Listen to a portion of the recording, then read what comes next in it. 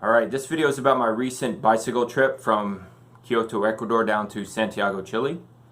My previous adventure, I bicycled from Mexico City down to Quito, Ecuador. So I wanted to pick up where I left off last time and head further south.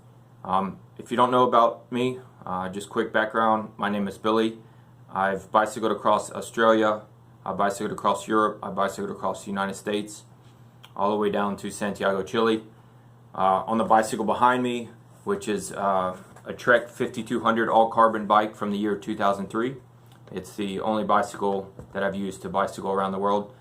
I've also done backpacking, a lot of walking. I've thru-hiked the Appalachian Trail, Pacific Crest Trail, the trail in New Zealand called the Tiaror. I've also backpacked some other trails throughout the world. But this video is about my recent bicycle trip from Quito, Ecuador down to Santiago, Chile. It took me right around 89 days to do it on the bicycle that you see behind me.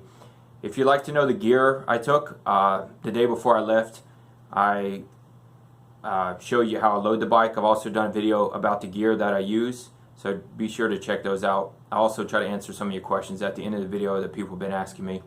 But this video is about my trip from Quito, Ecuador down to Santiago, Chile.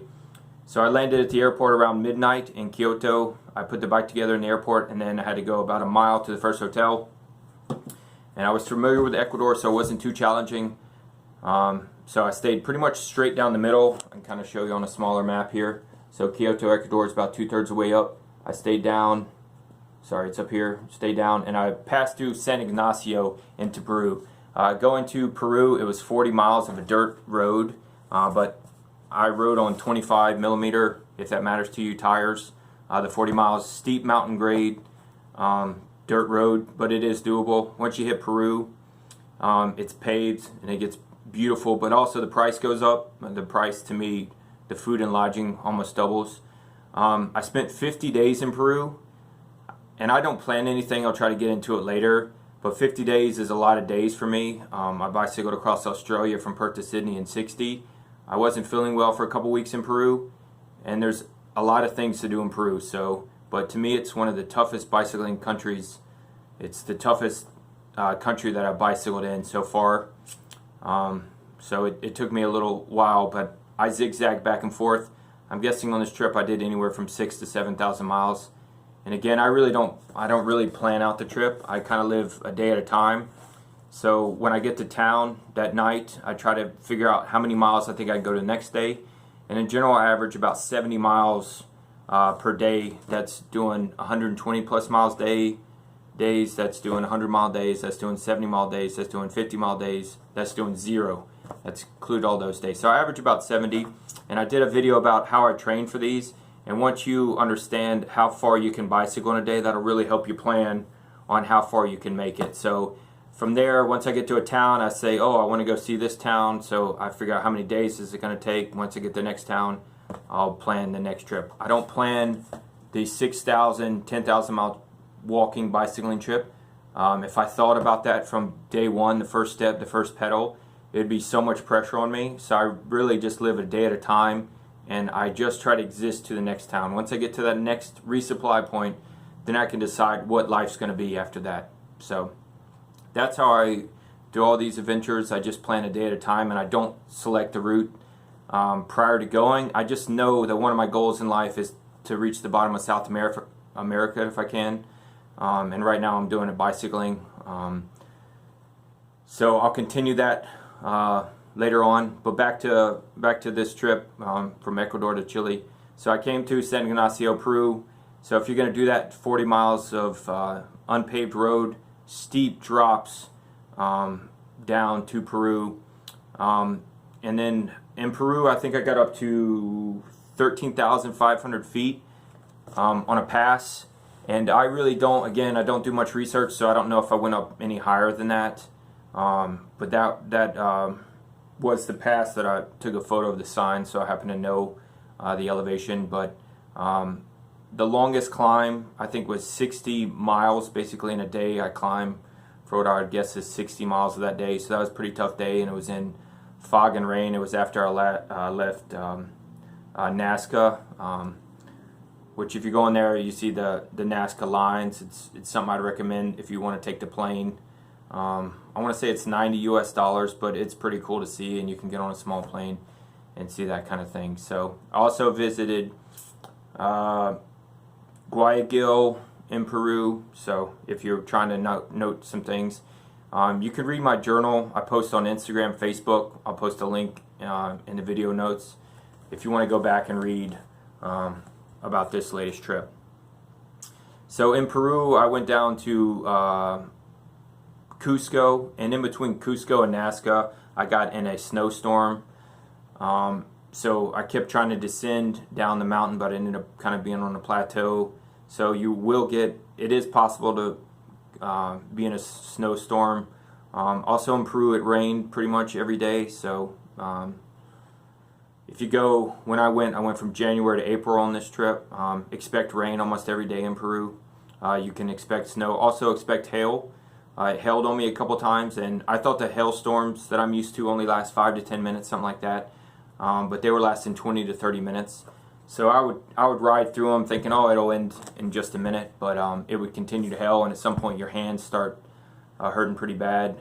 But also the wind, going south, the wind blows northeast.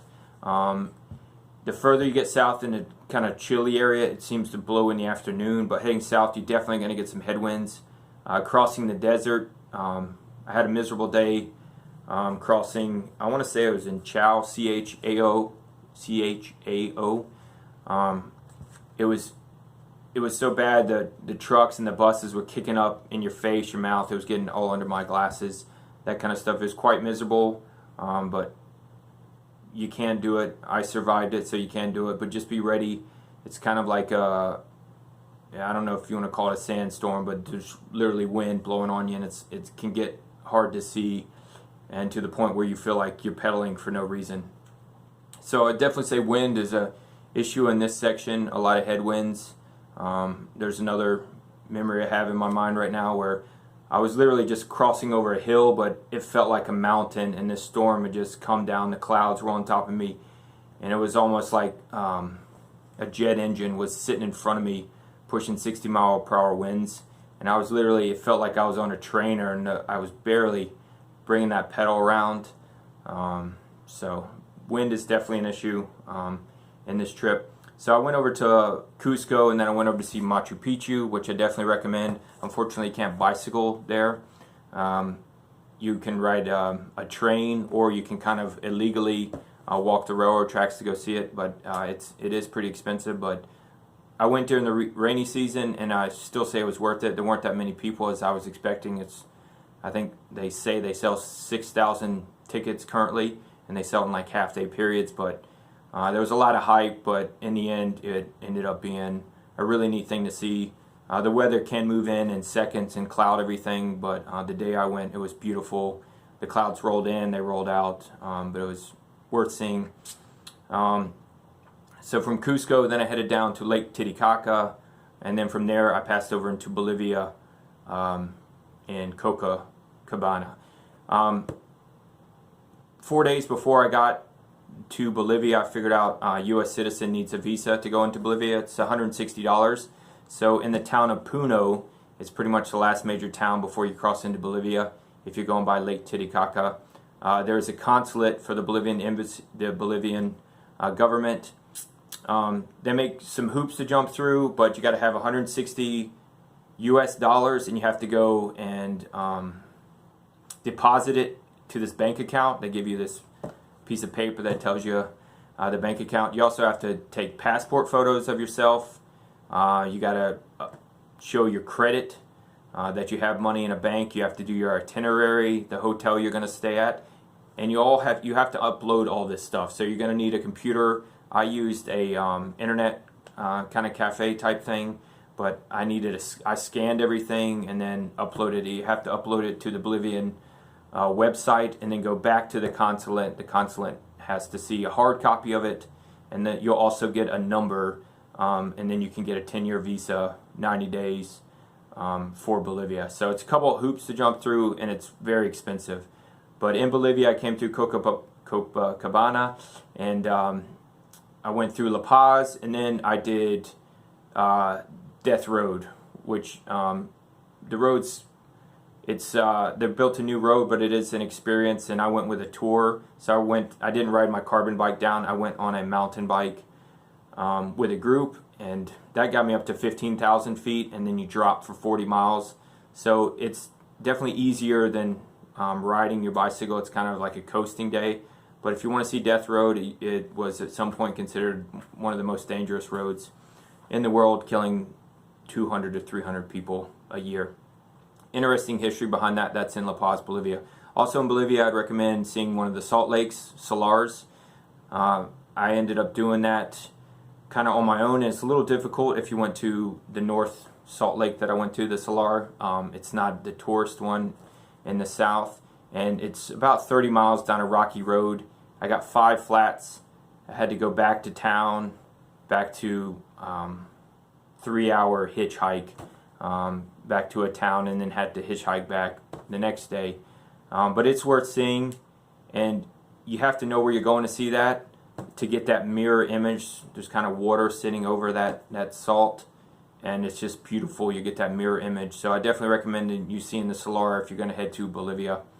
From Bolivia, I cut over to Iquique.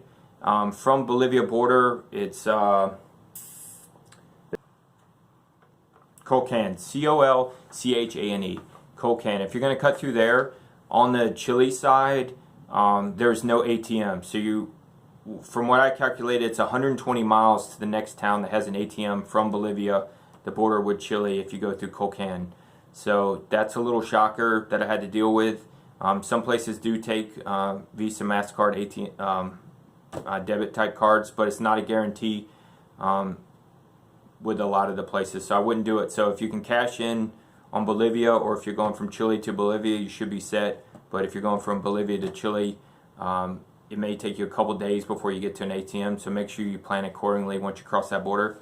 And actually at that border, you go into Chile to exit Bolivia, and you do the reverse. From Chile, you go into Bolivia to exit Chile. You do that all the windows sit right next to each other, Chile and Bolivia. They work together at 2 different windows, checking you in or out, whichever way you're going. Also, I forgot to mention in Peru, so there's Nazca, there's Cusco, there's also Colca Canyon. It's known for one of the best places in the world to see condors. I didn't think it was that great place to see condors, but there's the canyon walk. You can spend a couple days walking it. I just did it in a day. It's not that difficult, but it is. I say it's not that difficult. If you're used to hiking it, it's okay, but for a lot of people it can be difficult, but it is possible to do it in a day. It's probably 20 something miles. I'm not sure of the elevation change, but it's quite dramatic. But if you're into that, I would definitely recommend going over to Colca Canyon and see it. You will see more condors as you head to the west into Chile. So if you can't stop and you're going for condors, you can see them later. But Colca Canyon is definitely, I'd recommend it. So I went to Chile and then Iquique, and then I kind of stayed down the coast.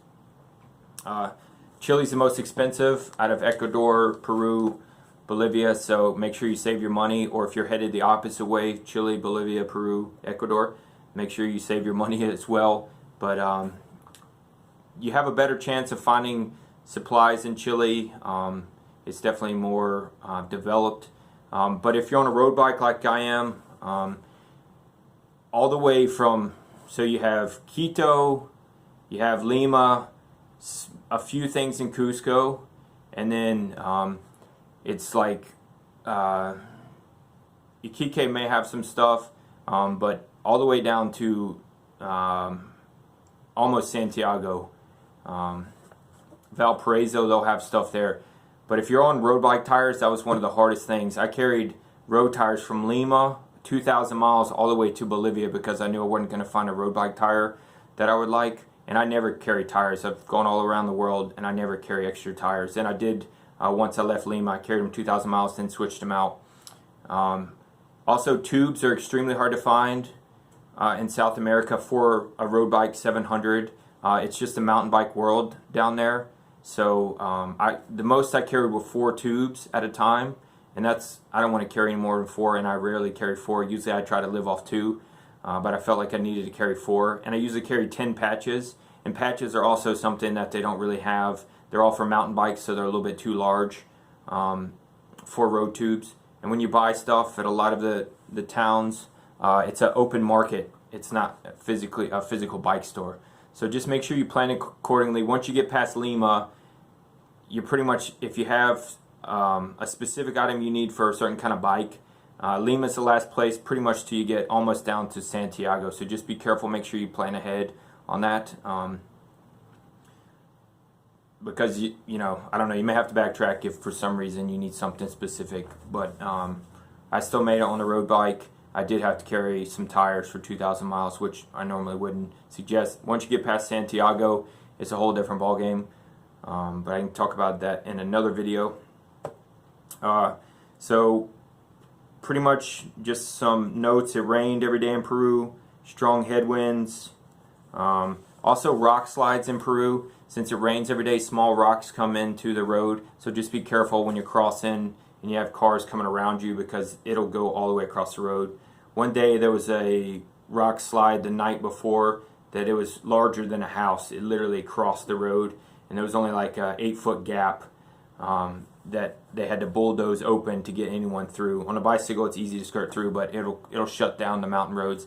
So just be careful of the rock slides, and they will kind of wake you up if you ride in the rain, because you'll see them falling in front of you and hear them falling behind you. It scares you a little bit.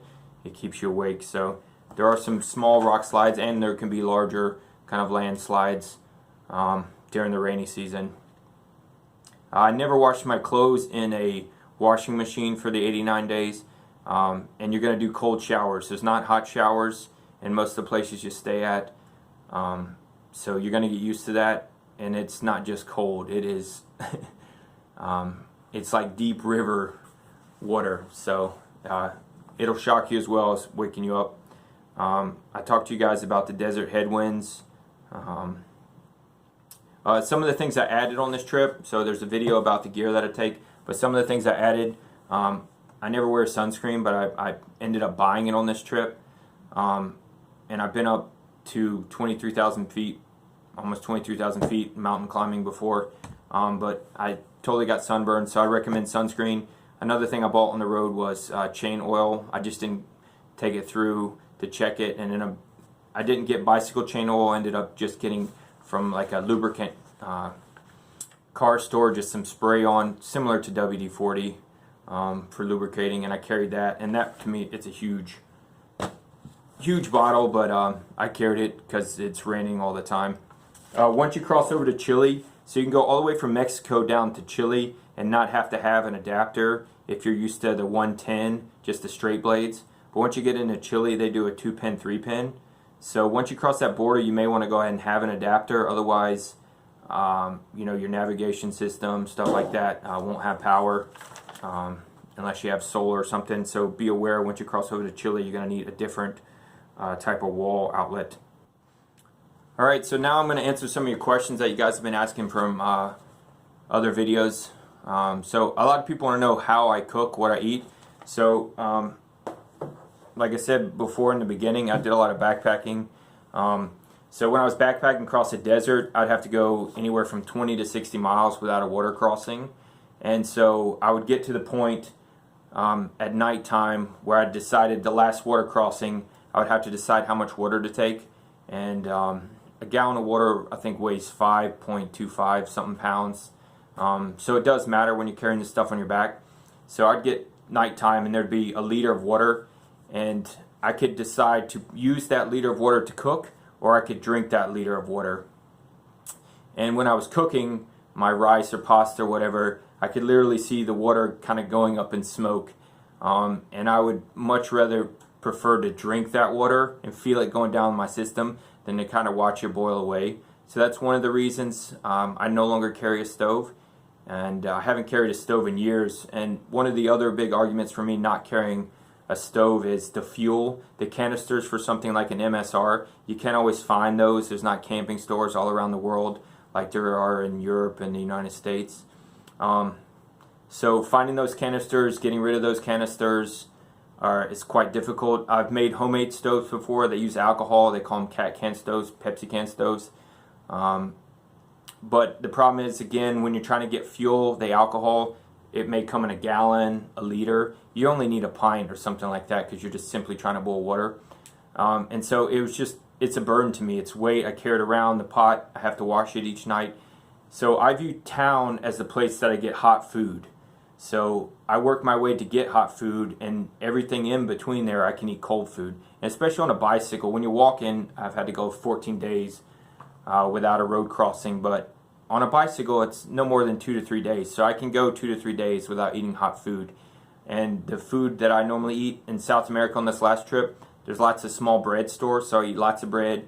I eat potato chips. Unfortunately, they're a little bit more expensive, but I like potato chips, and the variety is almost endless. And you can try out, they have popcorn in South America, a lot of caramel popcorn, stuff like that. Also, there's Nutella in some of the larger towns like Cusco and stuff. It is a little more pricey. They also have peanut butter that's shipped in from Mexico. Again, that's more pricey if you're into that. But I do things like that, dry food all the way, and town is the place where I get my hot food. You've asked about navigation. I told you in part of this video that I really don't plan ahead. I really do day to day, and I use Google Maps to plan all those trips. And sometimes it works, sometimes it doesn't. When I got on the border of Bolivia and Chile, my Google Maps didn't have any roads or anything, but I knew I was within 20 miles of the border, and I knew there was only one road to get to Chile.